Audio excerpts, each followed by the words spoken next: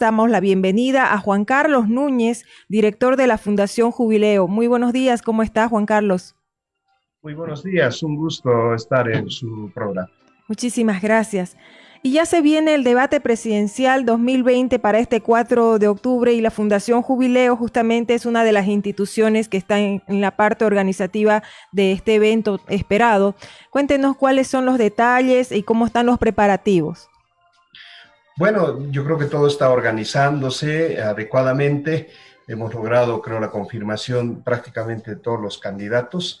Estarán presentes el 4 de octubre en un programa a través de una productora independiente, entonces a la cual todos los medios de comunicación podrán colgarse para poder ayudar en la difusión de este debate. Y está prácticamente todo organizado, están acabando de concertar el lugar con medidas de bioseguridad, porque los candidatos tienen que tener todas las garantías del caso para poder estar allá presentes, porque lógicamente ese debate tiene que ser presencial, pero por otro lado también es diríamos, un mecanismo democrático esto del debate presidencial, que lo estamos volviendo a recuperar. Usted sabe que desde el año 97, 1997, en Bolivia no habíamos tenido un debate presidencial y creo que este debería ser un mecanismo que ojalá a la larga se transforme pues en una tradición o finalmente una norma que obligara a los candidatos presidenciales a ser muy claros con la población y presentarles, tener la oportunidad de presentarles las propuestas que ellos están planteando. Entonces, todo está caminando, creo, de acuerdo y con esta expectativa que después de casi 23 años estamos retomando el tema de la necesidad de los debates presidenciales. Así es, justamente Radio Frecuencia Urbana también va a transmitir justamente por la importancia del aporte a la democracia, que es el debate presidencial en este caso. Cuéntenos también si ya se ha confirmado la presencia y participación de todos los partidos políticos, porque entiendo que solo faltaba el Movimiento al Socialismo.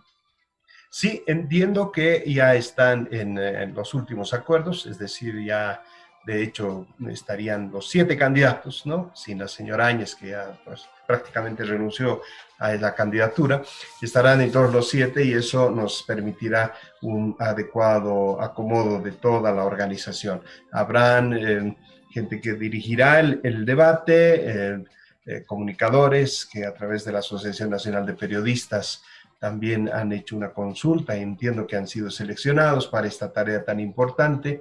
Y habrán un conjunto de preguntas que, más allá que el candidato de su contexto sobre la situación del país, cómo lo ve, cómo ve su partido, cómo ve su candidatura, tendrá también la oportunidad de ir respondiendo a estas preguntas que se les irá dando en esa noche crucial para saber exactamente qué es lo que nos propone, ¿no?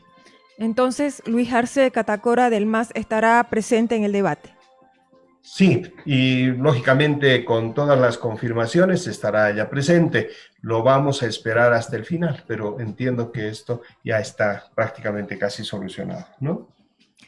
En torno a las temáticas o la organización un poco del contenido del debate, ¿se puede conocer algo? Bueno, sí se van a tocar temas cruciales a la situación del país. Creo que el contexto amerita un análisis profundo, pero las preguntas de manera concreta, específica, se las irá dando a conocer en el momento mismo del debate. Pero es lógicamente que los candidatos tendrán información sobre qué contexto es el que se va a tratar cuando ellos vayan a participar allá. Y creo que ahí nos escucharemos con sus propuestas y de cara al país a través de los medios de comunicación, como en el caso de ustedes, de Frecuencia Urbana, que también estarán transmitiendo. Esto es lo importante, que los tengamos a los candidatos al frente y además con una capacidad de poder plantear propuestas y será pues quienes lo vean, los ciudadanos y ciudadanas que después definirán su opción política y el 18 de octubre lo estarán plasmando en el voto, ¿no? Eso es muy importante lo que usted dice, Juan Carlos, escuchar propuestas, la posición de los candidatos frente a la realidad que vive el país y no tanto acusaciones, no tanto agresiones como han estado marcando justamente esta campaña preelectoral, ¿no? Sí, lógicamente, creo que eso es lo que hay que hacer. Hay que buscar que sea el diálogo, esta capacidad en la que nos podamos ver como adversarios políticos, no como enemigos políticos, que esa creo que es una mala costumbre que hemos empezado a encontrar en el país y ese es un claro signo de intolerancia que no está en la sociedad, sino está en los partidos. En la última encuesta que hemos levantado había un tema sobre la conflictividad y ahí justamente se decía cuál es la causa de los conflictos y la mayoría de quienes han sido entrevistados decían que la principal causa son intereses políticos. Entonces quiere decir que los actores políticos son los que nos vienen a generar este clima a veces de confrontación, de violencia, de incertidumbre, y creo que su responsabilidad está más bien al otro lado. Es decir, ser más bien los ejemplos en la responsabilidad democrática, en la capacidad de diálogo, en el proceso de construir pacificación en el país. Esa debería ser la tarea y no plasmarse en una violencia, además con una mirada miope, ¿no? Pequeña. Con la violencia no encontramos nada, con el diálogo sí, encontramos soluciones y grandes acuerdos. Este debate se va a transmitir también a nivel internacional gracias a las redes sociales, ¿no? Sí, efectivamente, inclusive se estaban hablando con algunas cadenas internacionales que estarían tal vez interesadas en poder difundirla, pero estamos seguros que el análisis que habrá después de los debates sobre los temas ejes que se han abordado, también seguro que van a ser parte del debate nacional e internacional también.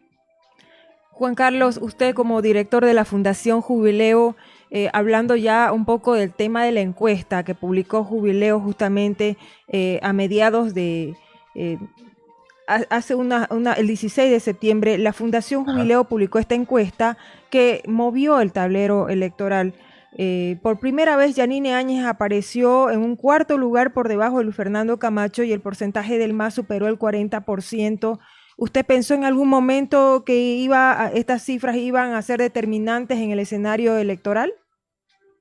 Bueno, en realidad nuestro trabajo es eminentemente académico y técnico, pues y como dicen en el juego del cacho, lo que se ve se anota, se dice, ¿verdad? Uh-huh. Y creo que eso es lo que hemos hecho. Hemos recogido la opinión de la gente a través de una boleta de encuesta y en esa encuesta la gente ha reflejado su preferencia electoral. Y hay dos elementos importantes porque la diferencia entre Arce y Mesa son 10 puntos. Pero había otro dato, cuando, bueno, Arce tenía en ese entonces 29 puntos y si no me equivoco, Mesa andaba por los 19. Porque incluía además votos blancos, nulos, no sabe, no responde. Pero por instrucción del Tribunal Supremo Electoral, nosotros estamos obligados a sacar una proyección, otra estructura, que deberíamos difundirla sin votos blancos, nulos, no sabe, no responde.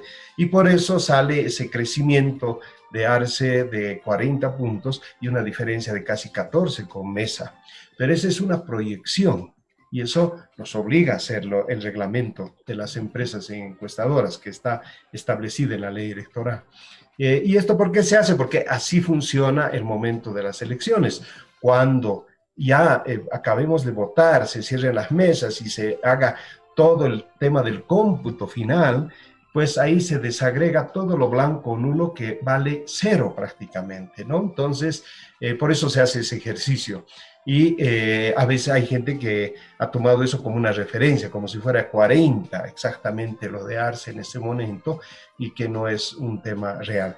Podríamos decir que de esa encuesta el resultado es que hay una diferencia entre el primer y segundo de 10 puntos y hay un 25 a 26% de población que todavía no ha tomado decisiones. A eso, si le sumamos el 7% de la señora Áñez, estamos hablando de casi un 35% que todavía en Bolivia ciudadanos y ciudadanas no han tomado una decisión. Entonces, eso puede cambiar el escenario político gravitantemente y eso vamos a tratar de recoger en esta segunda encuesta que estimamos tenerla hacia la primera semana de octubre aproximadamente. Entonces, ese 35% de indecisos que entran justamente en esa cifra que usted dice, va a ser el objetivo principal de los partidos políticos, capturar esos votos. Exactamente, eso seguro que va a ser, los estrategas políticos estarán pensando cómo captar a esa población que todavía no ha tomado una decisión, pero también tienen que tomar otros parámetros. Por ejemplo, en la encuesta se tiene una pregunta que es clásica de decir, bueno, ¿y por quién usted no votaría? ¿No? Ese es un rechazo al candidato y ahí también hay porcentajes importantes que hay que tomarlos en cuenta, porque quiere decir que X candidato con ese porcentaje de rechazo quiere decir que no lograría pues captar más votación. En algunos casos se da ese fenómeno y en otros casos tienen un cierto margen mayor para poder lograr captar la votación. Entonces, estos cálculos, este análisis estadístico, político, tendrán que hacerlo pues los estrategas de las candidaturas para ver cuáles son sus perspectivas que tienen hacia adelante y no tienen más de ¿cuánto? Estamos hablando de menos de un mes para el día de las elecciones. Entonces, esta segunda encuesta que levantaremos va a ser crucial para saber los datos de lo que está opinando la población. De acuerdo a las tendencias que se han mostrado en las encuestas, ¿cuál sería hasta el momento el candidato más resistido? Bueno, según el dato que tenemos, el candidato que tiene una mayor resistencia es Arce, que se lleva más o menos con un 31,3%. Y después venía la señora Áñez. Yo creo que este también ha sido otro tema que seguro que lo han analizado a profundidad para haber tomado las decisiones. Un 28,9%. Miren el tremendo desgaste político que ha tenido en una corta gestión la señora Áñez. Y después está la resistencia de un 13% de Luis Fernando Camacho y un 5,2% de Carlos Mesa. Estos son, diríamos, los porcentajes que ya los estrategas políticos tendrán que tenerlos como referencia, que esa votación no la van a lograr, no la van a conseguir o no va a ir a favor de ellos, ¿no? Entonces tendrán que pensar en distintas estrategias para captar ese 35% que todavía está a tomar decisiones, o tal vez alguna de ellas está en esta perspectiva, de decir, todavía no he decidido, pero lo que sí tengo decidido es que no voy a votar por este candidato, ¿no? Entonces, habrá que ver cómo se va configurando el escenario para esta segunda encuesta que vamos a sacar. Bueno, para finalizar, ¿cómo cree usted que está incidiendo la bajada de la candidatura de la ex candidata, perdón, y actual presidenta Yanine Áñez en el panorama electoral de los partidos opositores al MAS? Bueno, ahí yo creo que ha sido una decisión que está variando los datos. Um, Supongo que la mayoría de esa población que ha optado por votar por la señora Áñez hoy día dirigirá su preferencia más hacia Mesa y hacia Camacho, que en realidad hacia Arce, ¿no? Por el mismo posicionamiento que tenía ese voto, ¿no? De apoyo a la presidenta Áñez.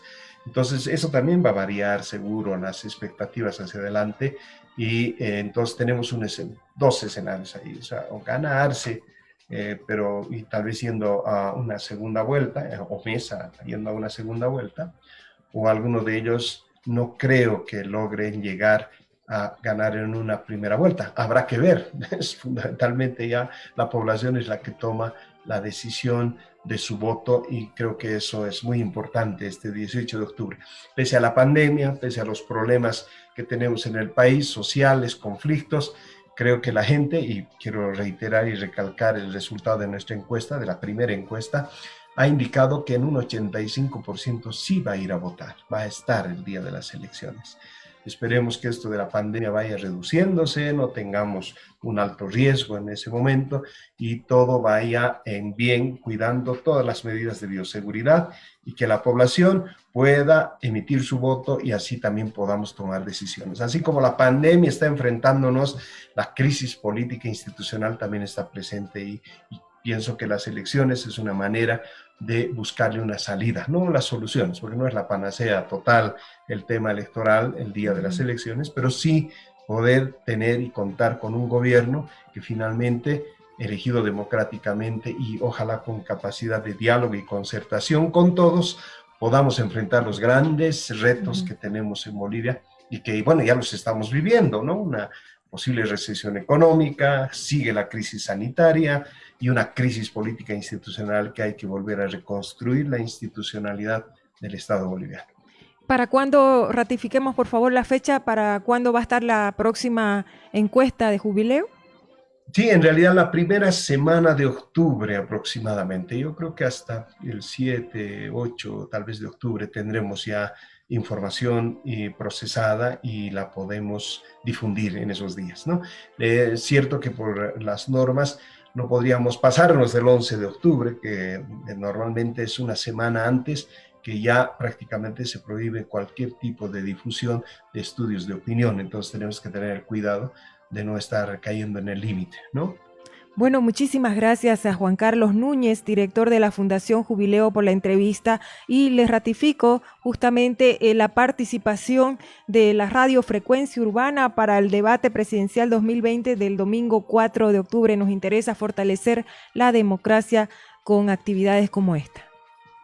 Muchísimas gracias por la oportunidad de dirigirme a todos sus oyentes y invitarlos a todos que estemos atentos el 4 de octubre. Gracias a ustedes también por ser difusores de esta iniciativa, que vuelvo a recalcarla, después de 23 años en la vida democrática del país está volviendo a emprenderse el debate presidencial. Creo que va a tener mucha atención y espero que también el debate contribuya a que la población tome su decisión de cuánto vale su voto y lo defina el día 18 de octubre en las elecciones nacionales.